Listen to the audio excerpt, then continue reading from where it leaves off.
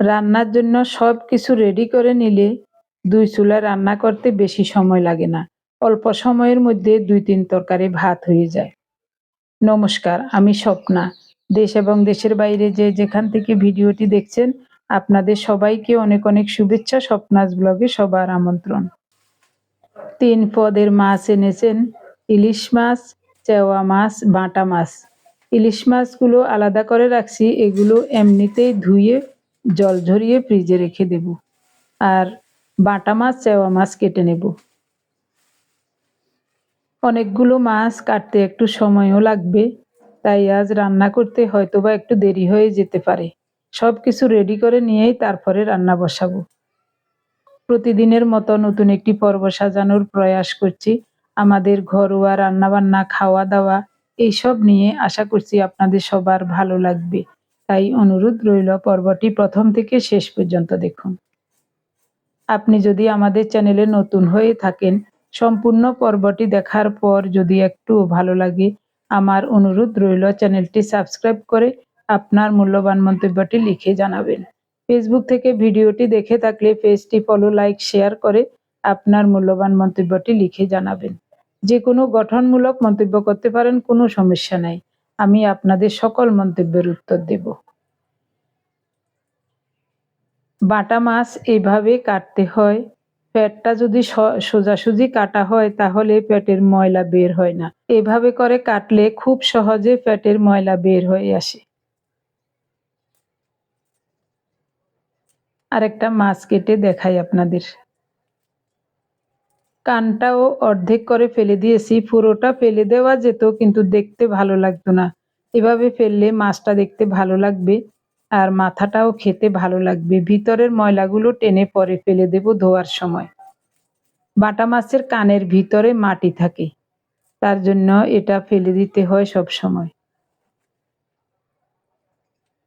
এ দেখুন কি সহজে পেটের ময়লা বের হয়ে আসলো।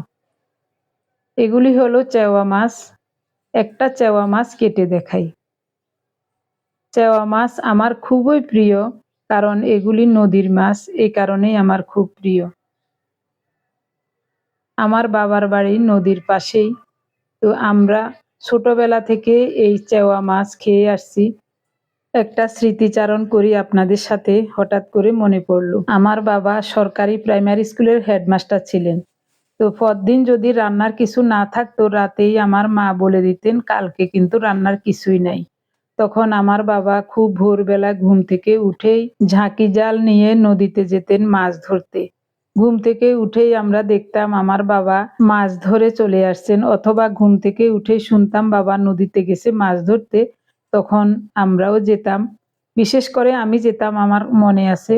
তো গেলেও বাবাকে দেখতাম না, যদিও কোথায় গেছে দেখতাম না, নদীর দিকে তাকিয়ে থাকতাম। তখন বাবা আসলে দেখতাম আমার বাবা অনেকগুলো মাছ ধরে আনছেন।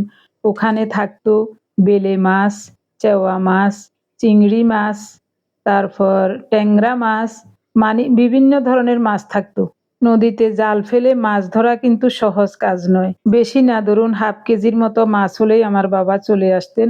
তো ওই মাছ আমার মা খুব যত্ন সহকারে কেটে কি সুন্দর করে রান্না করতেন, আলু দিয়ে, কোনো সময় শুধু শুধু রান্না করতেন। সামান্য একটু ঝোল আর 1 পিস মাছ হলেই ভাত খাওয়া হয়ে যেত, এত চমৎকার হতো। মা যেভাবে চেওয়া মাছ রান্না করতেন, আজ আমি ওভাবেই চেওয়া মাছ রান্না করব। প্রথমে সবজি ভাজাটা করে নিই। আলুগুলো অল্প কিছুক্ষণ ভেজে নিয়ে ফুলকপি দিয়ে দিলাম। এবার আলু ফুলকপির পরিমাণ লবণ দিয়ে নেড়ে চেড়ে খুব সুন্দর মতো ঢেকে ঢেকে ভেজে নেব। মায়ের কথা খুব মনে পড়ে, বাবা মাকে কোনোদিনও ভুলতে পারি না। আমার মা কি যত্ন করে, কি তাড়াহুড়ো করে রান্না করতেন। 9টার আগে আমরা গরম ভাত খেয়ে সবাই স্কুলে চলে যেতাম, বাবাও চলে যেতেন। আলু ফুলকপি প্রায় ভাজা হয়ে গেছে, নামিয়ে নিলাম। আবারও সরিষার তেল দিলাম কড়াইতে। তেল গরম হলে সরিষা ফোড়নে দিলাম। সরিষাটাকে একটু চামচ দিয়ে এভাবে ভেঙে দিচ্ছি। এরপরে শিমগুলো দিয়ে দিলাম। আবারও নেড়ে চেড়ে ঢেকে ঢেকে শিমগুলোকেও ওইভাবে ভেজে নেব। হাফ চা চামচ হলুদ দিয়ে ঢেকে চুলার তাপটা কমিয়ে দিয়েছি। শিমগুলো ভাজা হোক, এদিকে আমি মাছ মেখে নেব। কাঁচামরিচ, পেঁয়াজ, টমেটো সব নিয়ে নিলাম বাটিতে। সবজি ভাজার জন্য কয়েক টুকরো কাঁচামরিচ রেখে দিচ্ছি। মাছের পরিমাণ লবণ দেব। হাফ চা চামচের বেশি হলুদ গুঁড়ো, উঁচা করে 1 চা চামচ গুঁড়ো মরিচ দিয়েছি। এবার সব মিলিয়ে ভালো করে কষলিয়ে মাখিয়ে নেব। নতুন পেঁয়াজটা সহজে গলে না, এই জন্যই ভালো করে মাখিয়ে দিচ্ছি। একটু সরিষার তেলও দিলাম। এখন পরিষ্কার করে ধুয়ে রাখা চেওয়া মাছগুলি দিয়ে দিলাম। 1 কেজি চেওয়া মাছ এনেছিলেন, এখানে অর্ধেকটা নিয়েছি, বাকি অর্ধেকটা ফ্রিজে রেখে দিয়েছি। সব মাছে তেল হয়েছে, মাছের তেলগুলো দেখুন, এগুলিও খুব সুন্দর করে ধুয়ে নিয়েছি। এগুলি আগুনের তাপ লাগলে গলে যাবে। এই মাছে তেল হয়, এই তেল দিয়ে রান্না করলে মাছ বেশি স্বাদ লাগে। মাছ মাখানো শেষে হাতটা ধুয়ে নিলাম। ঢাকা উঠিয়ে দেখছি শিমগুলো সিদ্ধ হয়ে গেছে, কিন্তু সবুজে আছে। এখন কাঁচামরিচ দিয়ে দিলাম, আবারও ঢেকে দিয়েছি, কিন্তু আগে লবণ দিতে ভুলে গিয়েছিলাম, তাই পরে একটু লবণ দিয়েছি শিমের পরিমাণ। শিমগুলো ভাজা ভাজা হয়ে গেলে এখন ফুলকপি আর আলু দিয়ে দিলাম। এবার আর ঢাকা দেব না, নেড়ে চেড়ে আরও কিছুক্ষণ ভেজে নেব। নামানোর আগে কুচানো ধনেপাতা দিলাম। সব সময় 3-4 পদের সবজি দিয়ে সবজি রান্না করি, আজ সবজি রান্না করি নাই, সবজি ভাজা করেছি। এটা গরম ভাতের সাথে খেতে খুব ভালো লাগবে। নামিয়ে নিলাম। তেল গরম হলে কুচানো পেঁয়াজ দিয়েছি। মাছ রান্না করব। পেঁয়াজটাকে লালচে করে ভেজে নেব। এদিকে দেখুন সবজি ভাজাটা কত সুন্দর লাগছে, কত লোভনীয় লাগছে। পেঁয়াজগুলো লালচে করে ভাজা হলে মাখানো মাছ দিয়ে দেব। বাটি থেকে সব মশলা টেনে দিয়ে দেব। এরপরে উল্টে পাল্টে নেড়ে চেড়ে ঢেকে ঢেকে খুব সুন্দর মতো মাছের তরকারিটা রান্না করব। 1 ফোঁটা জলও দেব না। মাছের তেল গলে এবং পেঁয়াজ টমেটো গলে কিছুটা জল বের হবে, ওই জলেই মাছের তরকারিটা রান্না হয়ে যাবে। এভাবে চেওয়া মাছ রান্না করলে খুবই চমৎকার হয়।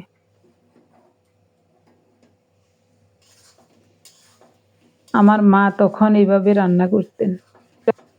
মাছের তেল যদি বেশি হতো তাহলে অর্ধেক তেল মাছ রান্নাতে দিতেন, আর অর্ধেক চালের গুঁড়ো দিয়ে পেঁয়াজ, কাঁচামরিচ, লবণ, ধনিয়া পাতা সব কিছু মেখে ছোট ছোট করে বড়া আকারে ভেজে নিতেন। ওটা খেতে আরও বেশি চমৎকার লাগতো। ঢাকা দিয়ে প্রায় 20 মিনিটের মতো রেখেছি। এই ফাঁকে আমি অন্যান্য কাজগুলো সেরে নিলাম। এই সুযোগে মাছ রান্নাটা খুব সুন্দর মতো হয়ে গেছে। চুলার তাপটা একেবারেই কমিয়ে রেখেছিলাম। পেঁয়াজ টমেটো সব গলে গেছে। এভাবে একটু লাল লাল হয়ে দাগ লাগলে এই তরকারি বেশি ভালো লাগে। পোড়া যায় নাই, কিন্তু লাল লাল হয়ে দাগ লেগেছে। একটু উল্টিয়ে দেওয়ার চেষ্টা করছি, তবে মাছগুলো ভাঙবে না, হয়তোবা 2-1 পিস ভাঙতে পারে। খুব সুন্দর মতো চেওয়া মাছের ভাজা হয়ে গেল। নামানোর আগে কুচানো ধনেপাতা দিয়েছি। আবারও একটু নেড়ে চেড়ে ঢেকে রাখবো। এই সুযোগে ভাত বেড়ে নেব। দিনের প্রায় 3:45 বেজে গেছে। এতগুলো মাছ কাটা ধোয়া, এরপরে রান্না, ঘরের সমস্ত কাজ করা, একা হাতে একটু দেরি হয়ে গেছে। তবে ক্ষুধায় কষ্ট করছি না। 11টার দিকে হলুদ চা খেয়ে খোলাজা পিঠা খেয়েছিলাম। এরপরে উনি বাজার থেকে আসলেন 12টার দিকে। তারপরেই আমার কাজ আরম্ভ হলো। আমাদের দুজনের জন্য খাবার বেড়ে নিচ্ছি। প্রথমেই সবজি ভাজা নিচ্ছি। একটু বেশি বেশি করেই নেব, কারণ আমরা তো একবেলা খাবো, আর পার্থর জন্য থাকবে। ও দুপুরের খাবার অফিসেই খাবে, রাতে এসে খাবে। প্রয়োজনে পরে আবার নেব। ওনাকে বলেছি ভাত কম করে খাও, তরকারি খাও। নদীর মাছ হওয়াতে মাছও বেশি করে রান্না করেছি। ৩ জন একবেলা খাবো, তার জন্য হাফ কেজি মাছ রান্না করা লাগে না। তারপরও আমি রান্না করেছি, কারণ এই মাছ আমার খুবই প্রিয়, শুধু শুধু খাবো। সব সময় নদীর এই মাছ পাওয়া যায় না। তা আমি বলেছিলাম 2 কেজি নিয়ে আসতে। উনি বলছেন আনলে তখন বকা দিতে, এতগুলো মাছ কিভাবে কাটবো? এ কথা বলার জন্য না, আমি সব জানি, এই কারণে আমি আনি নাই। ওদিন পাবদা মাছ এনেছিলেন, তো পরপর 3 দিন পাবদা মাছ রান্না করেছিলাম। তো আমাদের 3 দিন পর পর পাবদা মাছ রান্না দেখে একজন কমেন্টস করেছিলেন, আপনারা সব সময় পাবদা মাছ খান, এই রান্নাটা বাদ দিয়ে অন্য মাছ রান্না করুন। তো আসলে ফ্রিজে অন্য মাছ ছিল না, বাজারও করা হয় নাই, তাই এক রকমের মাছই 3 দিন খেয়েছি। তবে 3 দিন 3 ভাবে পাবদা মাছ রান্না করেছি, প্রতিদিন একইভাবে রান্না করি নাই। খেতে অনেক ভালো লেগেছে, খারাপ লাগে নাই। ভাজি ভালো লাগেনি? ভাজি কাঁচামরিচ দাও না, আরে দুটো দাও, তিনটে দাও।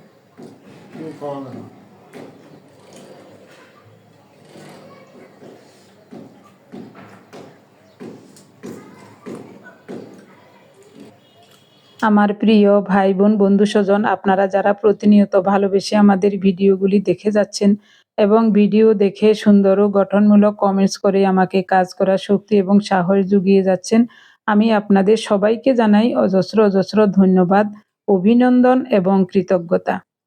সেই সাথে আজকের পর্বটিও কেমন লাগছে কমেন্টস করে জানাতে ভুলবেন না। সবজি ভাজাটা খুবই চমৎকার লাগছে খেতে, গরম গরম ভাত, তরকারিও গরম, অনেক ভালো লাগছে খেতে।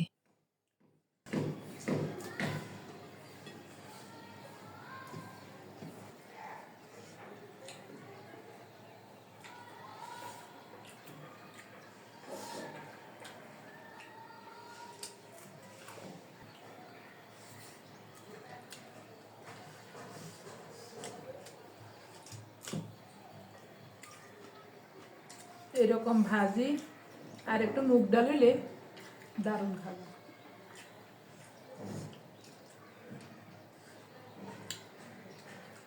এরকম ভাবে রুটি দিলে লুচি দিয়ে খাইতে পারিনি।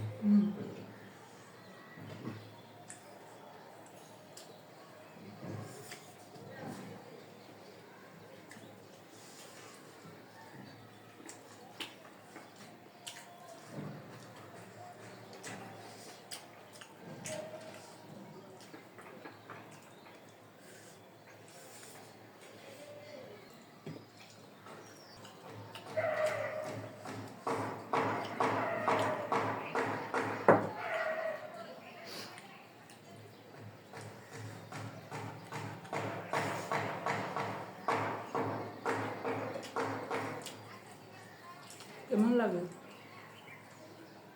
পারিনি।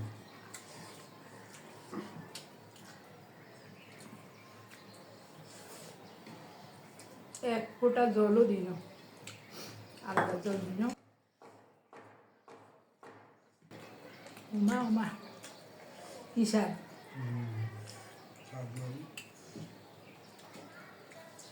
ওহ, নদীর মাছের আসল স্বাদ।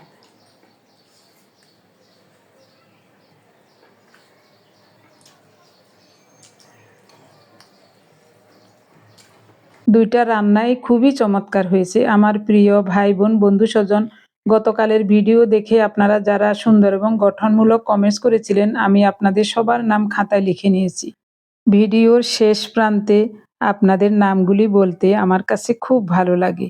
প্রতিদিনের মতো আজও তাই লিখে নিয়েছি। প্রথমেই লিখেছি স্নিগ্ধা রায়, সোনিয়া দেবী, রানু বেগম ইতালি থেকে, বিভা সেন গুয়াহাটি আসাম থেকে, রোমা দে, শায়েলা মিতা, কুমকুম দে, কস্তুরী মজুমদার, শাহিদা নাসরিন ঢাকা থেকে, ডেইলি কিচেন, মল্লিকা ঘোষ শিলিগুড়ি থেকে, এন ঘোষ কলকাতা থেকে, পিয়াল মুখার্জি, শিবানী ভৌমিক ময়মনসিংহ থেকে, অনিমা বোস রাঁচি থেকে, বনানী ব্যানার্জি মুর্শিদাবাদ থেকে, শিখা সিনহা রয় কলকাতা থেকে। আপনাদের সবাইকে জানাই অজস্র অজস্র ধন্যবাদ, অভিনন্দন এবং কৃতজ্ঞতা।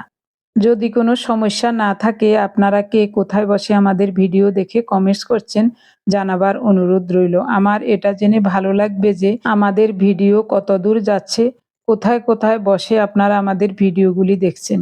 সবাই ভালো থাকুন, সুস্থ থাকুন, দেখা হবে আগামী পর্বে। ধন্যবাদ সবাইকে।